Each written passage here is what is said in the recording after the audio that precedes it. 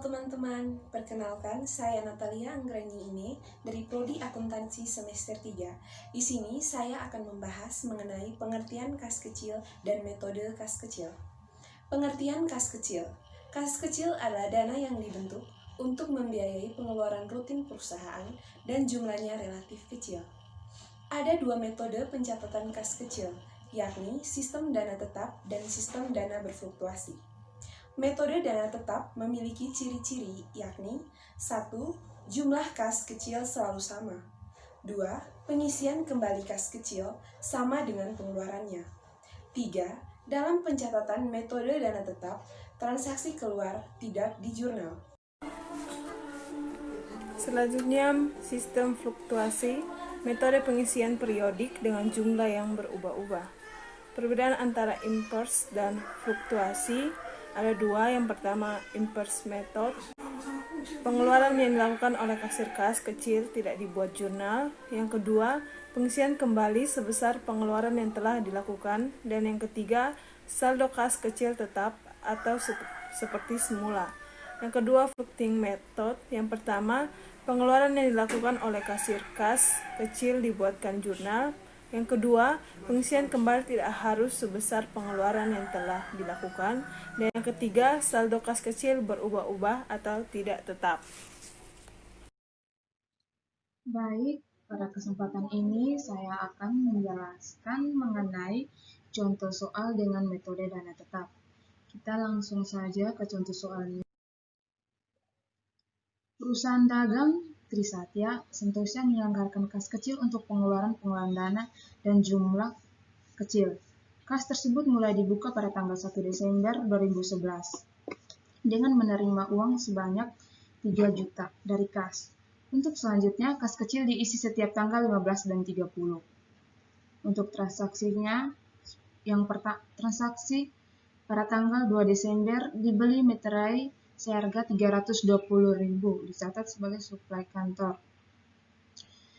Transaksi 7 Desember dibayar rekening listrik seharga 340.000 dan air seharga 220.000. Pada tanggal 12 Desember dibayar biaya iklan pada harian Kompas seharga 200.000. Pada tanggal 14 Desember dana kas kecil dianggap terlalu besar, maka seharga 500.000 disetor kembali ke kas. Pada tanggal 15 Desember dana kas kecil diisi kembali. Pada tanggal 18 Desember dibayar biaya angkut pembelian seharga 225.000. Pada tanggal 22 Desember dibayar biaya telepon seharga 400.000. Pada tanggal 26 Desember dibeli perlengkapan kantor seharga 725.000. Pada tanggal 28 Desember dibayar untuk pengobatan karyawan yang sakit seharga 175.000. Ini dicatat sebagai biaya rupa-rupa. Pada tanggal 30 Desember dibayar biaya angkut barang seharga 130.000. Tanggal 30 Desember dana kas diisi kembali. Jadi kita langsung saja ke pencatatannya, jurnalnya. Tadi dikatakan bahwa pada tanggal 1 Desember perusahaan Trisatya Sentosa menerima uang sebanyak 3 juta dari kas.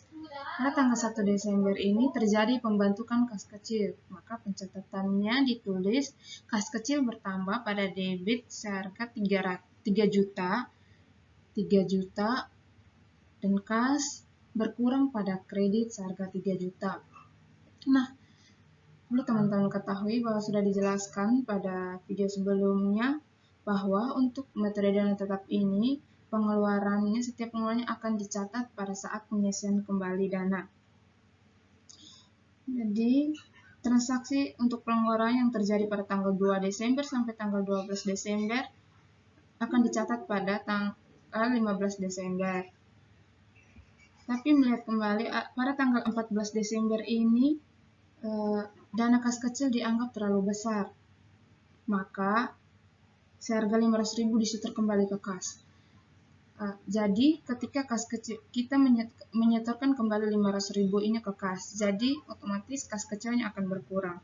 Maka pencatatannya dibuat kas akan berkurang pada kas bertambah pada debit seharga 500.000 dan kas kecil akan berkurang pada kredit seharga 500.000. Selanjutnya pada tanggal 15 Desember terjadi dana kas kecil di pengisian kembali. Nah, pada tanggal 15 Desember ini akan dicatat semua biaya pengeluaran yang terjadi pada tanggal 2 Desember sampai dengan tanggal 12 Desember, mulai dari biaya suplai kantor seharga 320.000 di debit, biaya listrik 340.000, biaya air seharga 220.000, biaya iklan seharga 200.000. Nah, untuk jadi kas kecilnya akan berkurang seharga 1.080.000. 1.080.000 ini diperoleh dari jumlah semua biaya-biaya pengeluaran yang terjadi pada tanggal 2 Desember sampai dengan tanggal 12 Desember. Selanjutnya, tadi sudah dikatakan bahwa terjadi pengisian kembali pada tanggal 15 Desember dan 30 Desember. Jadi, untuk pengeluaran yang terjadi pada tanggal 18 Desember sampai dengan tanggal 30 Desember dicatat pada tanggal 30 Desember ini dengan biaya-biaya yaitu biaya angkut seharga 225.000, biaya telepon 400.000, biaya perlengkapan kantor seharga 725.000, biaya rupa-rupa seharga 175.000, biaya angkut pembelian seharga 130.000, dan pada saat ini kas kecil akan berkurang di kredit dengan jumlah 1.655.000 ini yang diperoleh dari jumlah semua biaya-biaya pada tanggal 18 sampai dengan tanggal 30 Desember. Nah, tanggal 30 Desember ini juga terjadi pengisian kembali kas kecil. Sekian untuk metode dana tetap. Baik teman-teman, di sini saya akan melanjutkan menggunakan metode yang kedua, yaitu metode dana berubah atau metode fluktuasi. Metode fluktuasi ini mempunyai ciri-ciri. Yang pertama, pembentukan dana awal dan pengisian kembali kas kecil, mendebit akun kas kecil dan mengkredit akun kas. Yang kedua, saat terjadi pengeluaran kas kecil, langsung di jurnal dengan mengkreditkan akun kas kecil, sehingga saldo kas kecil akan berkurang. Yang ketiga, besaran dana kas kecil saat pengisian kembali berfluktuasi tergantung kebutuhan. Kita masih menggunakan contoh soal yang sama, yaitu perusahaan dagang Tria Satya Santosa menyelenggarakan kas kecil untuk pengeluaran-pengeluaran dalam jumlah kecil. Kas tersebut mulai dibuka pada tanggal 1 Desember 2011 dengan menerima uang sebanyak 3 juta dari kas. Untuk selanjutnya, kas kecil diisi setiap tanggal 15 dan tanggal 30 Desember. Transaksi yang berhubungan dengan kas kecil selama bulan Desember 2011 adalah sebagai berikut. Ini adalah jurnal pembentukan kas kecil di mana pada tanggal 1 Desember terjadi pembentukan dana awal yang dimana jurnal ini mendebit akun kas kecil dan mengkredit akun kas kecil dan mengkredit akun kas. Selanjutnya, pada tanggal 2 Desember sampai tanggal 14 Desember terjadi pengeluaran kas kecil. Pada saat pengeluaran kas kecil ini langsung di jurnal dengan mengkreditkan akun kas kecil, sehingga akun kas kecil ini akan berkurang. Pada tanggal 15 Desember terjadi pengembalian kas kecil, di mana akun kas kecil berada pada posisi debit dan akun kas berada pada posisi kredit.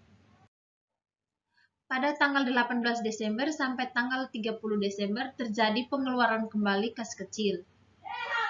Di mana pada saat pengeluaran kas kecil ini mengkreditkan akun kas kecil dan mendebitkan akun kas.